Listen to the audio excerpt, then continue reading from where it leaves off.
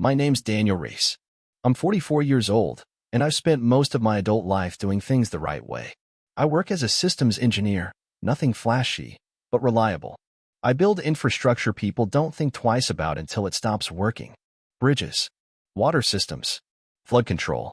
The kind of work where if you do it well, no one notices. I like that. I've never needed applause to know I've done a good job. For the first 15 years of my marriage to Vanessa, that attitude worked just fine. We weren't perfect, no couple is, but we were a team.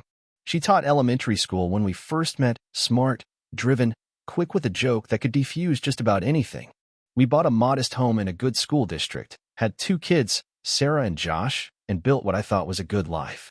Stable, predictable, safe. But somewhere along the way, safe stopped being enough for her. It started with small things. A new purse here. A weekend spa trip with friends. Then came the personal shopper, the name brand everything. Suddenly my daughter had shoes that cost more than my first car payment. My son had a closet full of boutique clothes he didn't even like wearing. Vanessa began referring to our neighborhood as transitional, started talking about elevating our lifestyle. I let it go for a while. I figured it was a phase, maybe some stress, some burnout. We all go through seasons.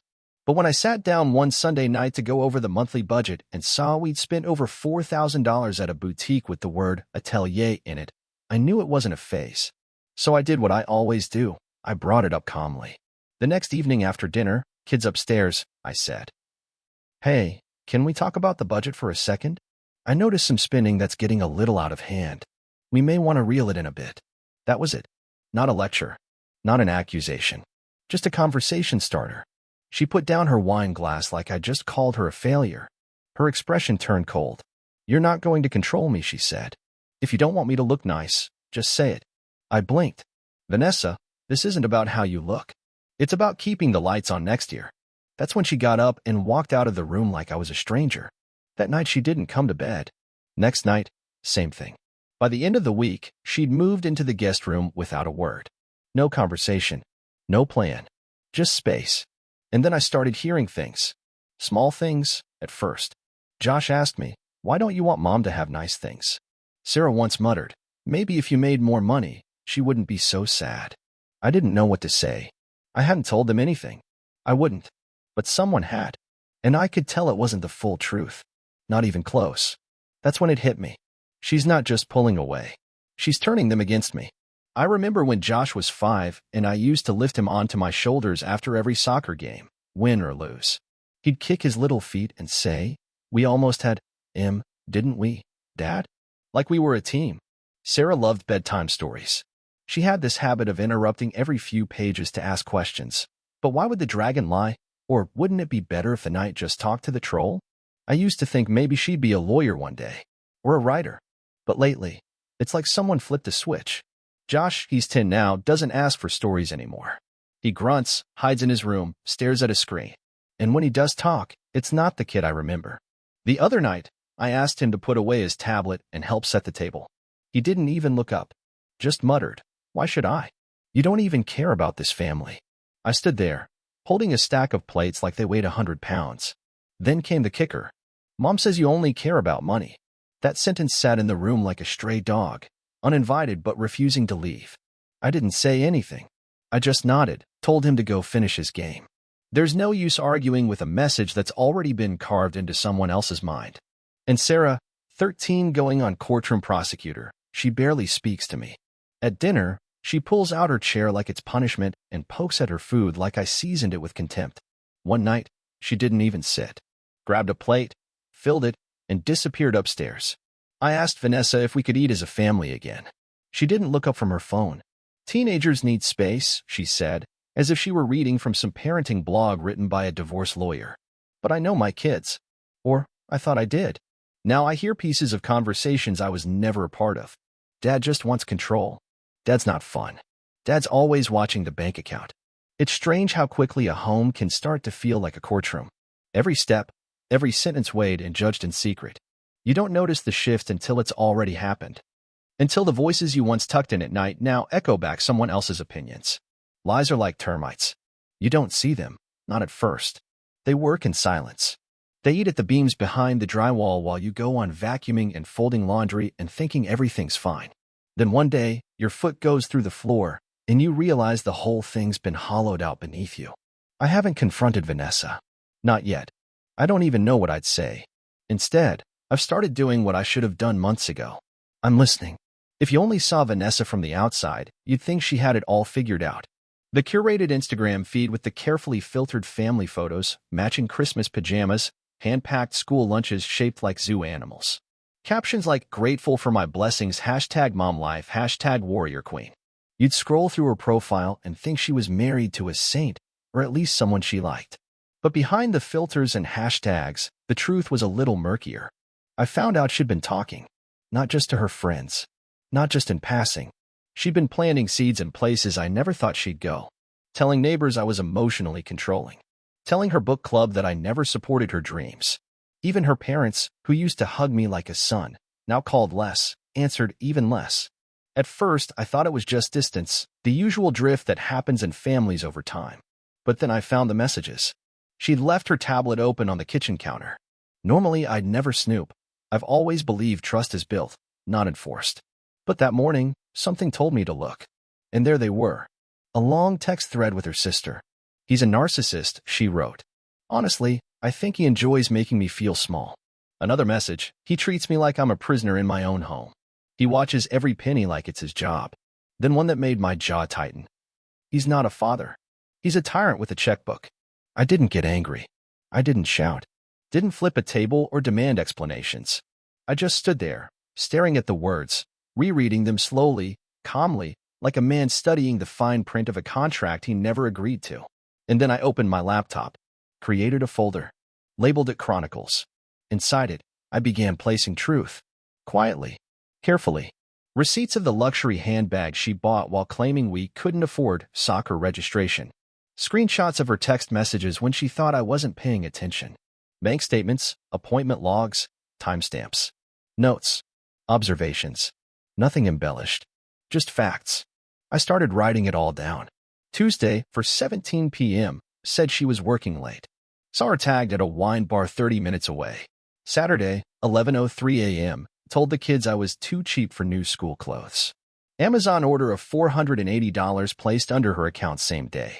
I wasn't building a revenge file. I was building a record. Because when someone starts rewriting your life, you better keep the original manuscript. And then, quietly, I made a phone call. Reached out to a guy named Richard, old college friend turned family law attorney. I told him I wasn't ready to file anything yet. Just wanted to understand the landscape. He asked me one question. "You looking to fight?" I said, "No. But I'm done being framed." 2 weeks after starting the Chronicles folder, I booked a weekend away with the kids. Just the three of us. Camping. Something simple. No Wi-Fi, no distractions. Just pine trees, marshmallows, and maybe a chance to remember we used to laugh together. They used to love it. Josh would wake up early just to be the first to unzip the tent and check for bears. Sarah always packed a sketchbook and would disappear for hours drawing trees, birds, her brother making faces at squirrels. But this trip wasn't that. They barely spoke to me. Not out of anger I could have handled. This was distance. Cold politeness, like they were fulfilling a court-ordered visitation with someone they barely knew. I cooked hot dogs over the fire. Josh scrolled through photos on his phone. Sarah picked at her dinner and kept her earbuds in. That night, I stepped away to brush my teeth under the stars. When I came back, I heard whispering from inside the tent. Josh's voice first. "Yeah, he's being all weird. Trying to act like everything's fine." Pause. Then Sarah. "He even said he missed us. Like that's not manipulative or anything." Silence, and then. "He's trying to brainwash us, Mom." The sentence hit harder than anything Vanessa ever threw at me. I didn't go in right away. Just sat on a log outside the tent, brushing imaginary dirt off my hands. I wasn't angry. I wasn't even surprised. I was hollow. Like someone had scooped out the last bit of hope I'd been clinging to and replaced it with static. That was the night I stopped trying to be the father I used to be and started becoming something else entirely. A strategist. The next week, I made an appointment with a forensic accountant. A woman named Melissa who spoke in clean, neutral terms. Asset shielding, liquidity preservation, document traceability. She didn't ask what Vanessa was like. Didn't want drama. Just the numbers. I gave them to her. All of them. I also met with my lawyer again. We talked about trusts, about separate LLCs, about things I never thought I'd need in a marriage where I once brought home flowers just because. Vanessa still had access to our joint accounts, of course. I let her. I wanted the pattern visible, traceable. I wanted her to feel in control, right up until she wasn't. I wasn't being petty. I was being precise. And emotionally, I didn't feel anything anymore. No anger. No sorrow. Just movement. Decisions. Execution. It's strange how quickly you can go from hoping to holding your breath to drawing up blueprints. I wasn't praying for reconciliation anymore. I was preparing for war. The box arrived on a Tuesday. Black, sleek, the kind of packaging that screams expense before you even peel back the tape. Vanessa opened it at the kitchen counter like it was a sacred ritual. Inside, a handbag the color of wet asphalt, with a logo I recognized only because it had been on 3 of our last 5 credit card statements. $8,000. She looked at me across the room, not a shred of guilt in her eyes. "It's for a business meeting," she said. I nodded, didn't flinch, didn't blink, just kept drying the plate in my hand, and said, "Hope it closes the deal." She thought she'd won something in that moment, mistook my silence for surrender. But by then I wasn't playing the same game. 2 days later, I got a call from my lawyer. There'd been a filing. Vanessa had submitted a legal complaint alleging financial abuse, said I restricted her access to money, monitored her purchases, and created a hostile environment for her and the children. I met my lawyer, Thomas, in his office that afternoon. He wore glasses low on his nose, tie loosened like a man who's been to court enough times to stop caring about first impressions. He read through the complaint, muttering as he scanned. Then he chuckled, short and sharp. "She thinks she's clever," he said. "Let's be cleverer." We got to work. I handed over a binder labeled Vanessa, Exhibit A. Inside, receipts, credit card statements, itemized records of every spa weekend, boutique splurge, and $1,000 throw pillow she bought for her mental health. Messages to friends where she bragged about how easy it was to outmaneuver me. Notes from the kids' school where she blamed me for missing parent meetings I was never told about. I gave him everything, not because I wanted to destroy her, but because I refused to be erased. And that's when we began preparing the counterblow. Financial recklessness, check. Defamation, documented. And then, I added a final tool to the kit. Cameras. Not in the bathrooms, not in bedrooms. I'm not a monster. Just the living room, kitchen, and my office. Places we shared, places where voices carried.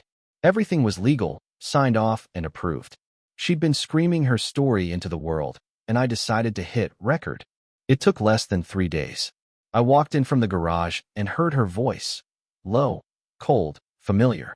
"Because your father's worthless," she said to Josh, who was sitting at the counter, head down. "He'll never be anything but a sad little man with a spreadsheet." Josh didn't respond. She went on. "He doesn't understand us. He never has. But don't worry, we won't have to deal with him much longer." I stood behind the door, not breathing. Not because it shocked me. I'd heard versions of it before, but because this time I had it. Word for word. Later that night, I downloaded the footage. Labeled it Exhibit B, Emotional Manipulation. Slid it into the Chronicles folder, right next to a PDF titled Truth Has Teeth. I didn't watch it again. I didn't need to. I just smiled, quietly, bitterly. Because now we were in my world. It was a Saturday, late afternoon. The kind of day when most families are arguing about what movie to watch or whether takeout beats homemade. But in our house, things had gone past the trivial. I'd prepared everything. Documents stacked. USB drive loaded. Not because I wanted a performance. I just wanted clarity. I called everyone to the living room. Vanessa walked in first, phone in hand, mid-scroll. Josh came second, grumbling. Sarah trailed behind, hugging a pillow to her chest like a shield. I didn't raise my voice. Didn't posture. I sat at the edge of the couch and said, "I just want everyone to hear the truth. Then you can decide what to believe." I pulled out the bank statements first. One by one, I read them aloud. March 12th, $1,940 to Maison du Luxe. March 26th, $2,370 to Medispa Retreat, listed under Stress Recovery. April 2nd, $899.42 to Golden Pup Grooming. For a dog we don't own. Vanessa shifted in her seat, eyes narrowing. She opened her mouth. I held up a finger. Let me finish. Josh looked confused. Sarah just stared at the floor. Then I took out the tablet, loaded the clip, hit play. Her voice filled the room. Because your father's worthless. Sarah flinched. Josh looked at her, then at me. Vanessa stood. What the hell is this? I turned off the video and looked at the kids. I didn't record this to hurt anyone. I recorded it because I needed the truth to exist somewhere, not just in my head. Vanessa was already vibrating with fury. You spy on me now? That's what this is. Her voice rose, cracking. You're sick. Controlling. You've always tried to make me feel small. I didn't move. You're ruining my life. She screamed, pointing a shaking hand at me like I'd stolen something sacred. I let the silence hang. Then I said it. I'm filing for divorce. Her face contorted like I'd hit her. Josh stood. You can't do this. You're just trying to break us apart. Sarah let out a sob, quiet and sharp, and sank deeper into the couch. I looked at my son, my boy who used to call me his hero, and nodded slowly. You'll understand one day. Or you won't. But I'm done being a ghost in my own home. Vanessa shrieked something after me, words blurred by rage. I don't remember what she said. Doesn't matter. I left the documents on the table. Took nothing with me but the folder and my coat. Didn't slam the door. Didn't look back. Let her keep the throne. I was taking the court. The courtroom smelled like varnished wood and stale tension. Custody hearings aren't about truth, not at first. They're about performance. And Vanessa? She came prepared for a standing ovation. Her lawyer walked in with the swagger of a man who thought the verdict was already sealed in a velvet envelope. His suit was sharp. His smirk was sharper. They painted me as a controlling tyrant. Said I was obsessed with money. That I've monitored her spending and refused to let her grow. That I punished her with emotional silence. That the children walked on eggshells around me. She sat there beside her lawyer, nodding along with teary conviction, pausing just long enough between sobs to make sure the judge noticed. She'd brought character witnesses. Friends from her yoga studio. One of the moms from Josh's soccer team. A neighbor I'd waved to maybe twice in 6 years. They took the stand, one after the other, parroting the same lines. She just never felt supported. She always seemed afraid of disappointing him. She told me he didn't even want her to work. All rehearsed. All clean. And for a moment, I saw the judge lean in. Then it was our turn. Thomas, my lawyer, didn't smile. Didn't raise his voice. He just stood up and began unpacking what we'd built, layer by meticulous layer. Your Honor, we'd like to submit Exhibit A, a chronological log of financial expenditures over a 2-year period, spanning $78,402 in discretionary spending, all sourced from joint accounts. Click. A projector lit up. Chart. Highlighted entries. Then came Exhibit B, video footage. Not all of it. Just enough. Her voice echoing through the courtroom. Because your father's worthless. He'll never be anything but a sad little man. The room shifted. Her lawyer objected. Claimed it was a violation of privacy. The judge overruled him. It's admissible and relevant, she said. Then came the voicemails. Do not talk to the kids until you learn how to respect me. You don't own them. I told Josh you were punishing us again. Hope he asks you why. The silence between each recording was louder than the recordings themselves. And then, the unexpected. Her parents. They'd been subpoenaed. I didn't expect them to help me. I just wanted the record straight. Her father sat stiffly, suit slightly too big, voice a notch above a whisper. She wasn't like this before, he said. She's different now. Her mother hesitated longer. Eyes flicking from the judge to Vanessa. Finally, she spoke. She's angry all the time. Even with us. It's like the person we raised just disappeared. Vanessa glared at them like they'd just confessed to murder. And the judge? She stopped looking at me like a suspect and started looking at Vanessa like a puzzle that didn't quite fit together. No verdict yet, but the air had shifted. It wasn't a stage anymore. It was a spotlight.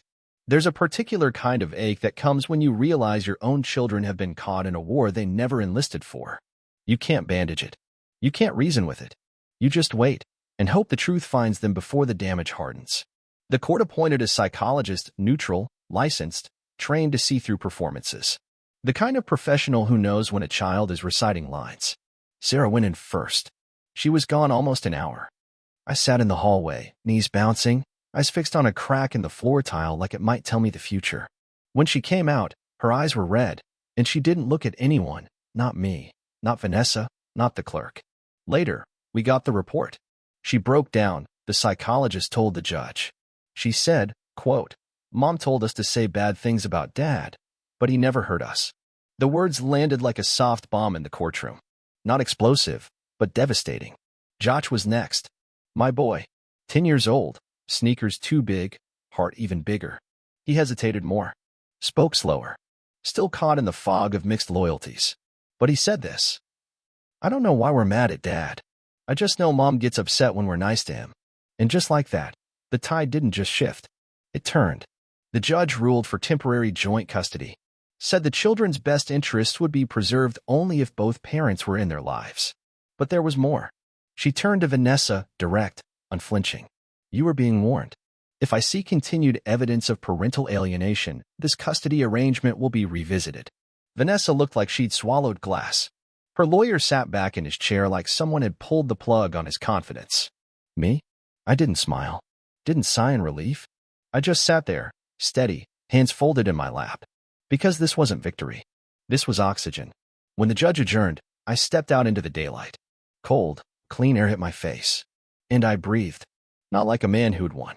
Like a man who'd survived long enough to fight another day. I thought the worst was behind us. But then came the audit. It was part of a routine review standard procedure in contentious custody cases. Vanessa had submitted her financial disclosures under oath. Claimed she was struggling. Claimed she needed support. Claimed she'd sold off most of her luxury assets just to keep things afloat. But numbers don't lie. People do. The forensic accountant I hired found the cracks first. A missing account here. A shell LLC there. Then came the real blow. A trust fund in her sister's name, holding over $60,000 in hidden reserves. Designer bags she claimed she donated, listed as collateral on a private storage locker in another town. She hadn't just hidden money. She had engineered it.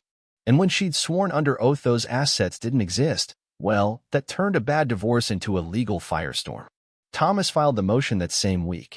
Financial fraud. Parental alienation. Perjury. The courtroom was quiet when the judge read the findings. Vanessa didn't cry this time. She didn't scream. She sat stiff, jaw tight, blinking like someone who realized too late that the brakes were gone. The ruling came 3 days later. She lost full custody. I was awarded primary custody of both kids. No spousal support. And a court-ordered fine that wiped out whatever remained of her luxury lifestyle. Her lawyer didn't bother appealing.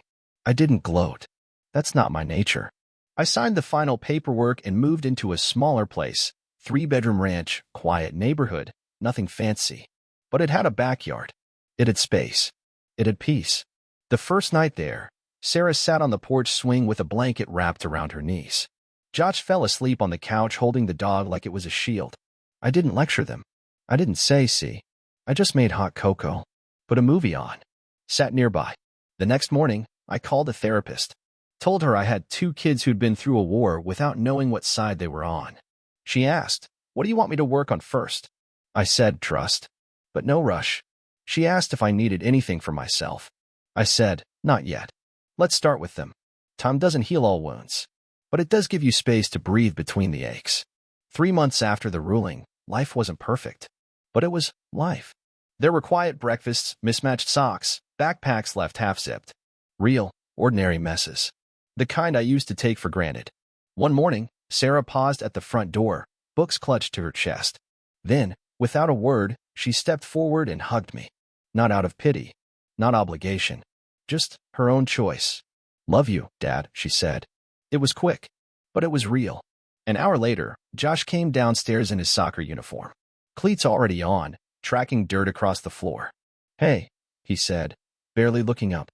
"You gonna come to the game Saturday?" I nodded. Wouldn't miss it.